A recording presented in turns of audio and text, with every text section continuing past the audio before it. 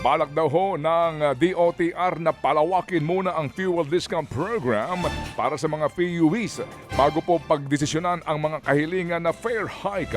Sa programang ito, sinabi po ni DOTR Secretary Giovanni Lopez na kailangan munang pag-aralan ng pamahalaan ang ilang pang mga posibleng hakbang para mabawasan ang kinakain na presyo nga po ng langis sa kita ng mga jeepney drivers at operators bago nila ipatupad ang sinasabing taas pamasahe.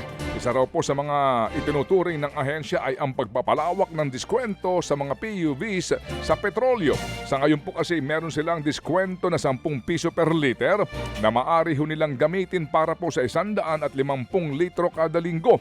Posible po raw na palakihin ang halaga ng diskwento. Dagdagan pa ang litro na maaari pong gamitan nito o dagdagan po ang mga pampublikong transportasyon na makikinabang sa naturang programa. Paliwanag pa ni Lopez, mas mainam pong solusyon daw ang fuel discount at subsidy para mabawasan daw ang pasanin ng transport workers at hindi makadagdag sa gastusin ng mga commuters.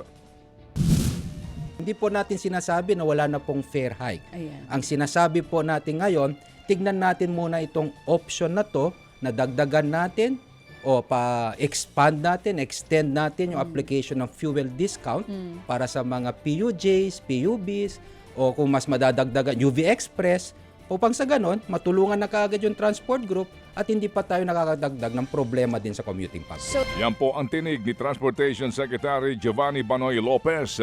At mamaya po ang ilang pang mga bahagi po ng ating naging panayam kahapon kung saan po naman napag-usapan din ang napakahalagang proyekto po ng DOTR na LRT1 Extension Project. Mamaya po yan. Maganda umaga po kay Sec Banoy. Sana po you didn't strike a nerve kahapon. Samantala, nakipagpulong po ang Department of Energy at Energy Regulatory Commission sa Meralco kaugnay ng planong pagtanggal po ng system loss charges mula po sa bill ng mga consumer. Kinilala ni Secretary Sharon Garin ang kahalagahan ng papel ng Meralco sa pagtukoy ng mga praktikal na hakbang para nga mabawasan ang pasani ng mga Pinoy pagdating sa gastusin sa kuryente. Yan ay lalo't Meralco ang pinakamalaking pribadong power distributor utility sa bansa. Nangako rin ng Meralco na makikipagtulungan ito sa gobyerno para mapagaan ang bayarin ng mga pamilya at negosyo sa kuryente.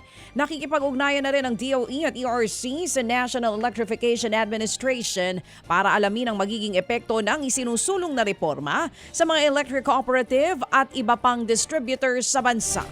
Lumagda po naman ang kasunduan ang gas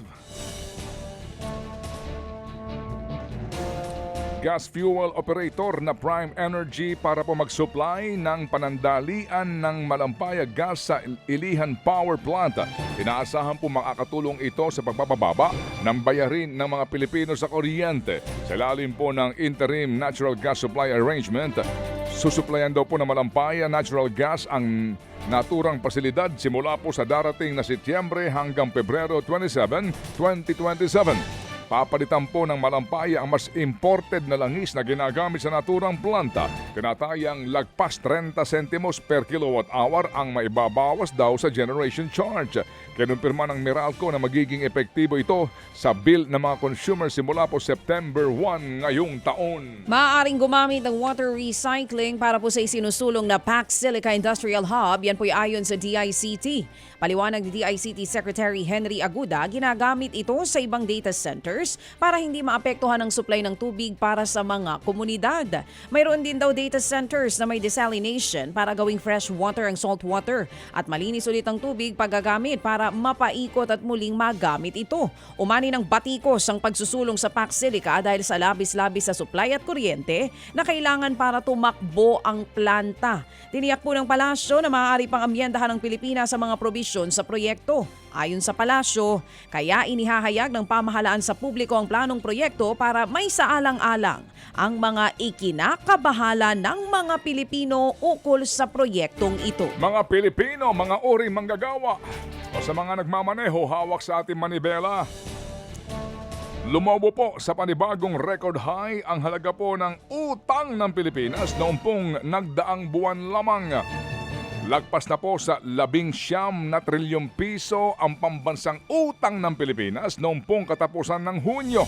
ito ay mas mataas ng 2.8% o lagpas kalahating trilyong piso kumpara sa 18.55 trilyong piso na naitala noong buwan ng Mayo. Ito ay bunsod ng paghiram na naman po ng gobyerno ng pera para mapondohan ang sinasabing mga programa nito. Utang Pamor!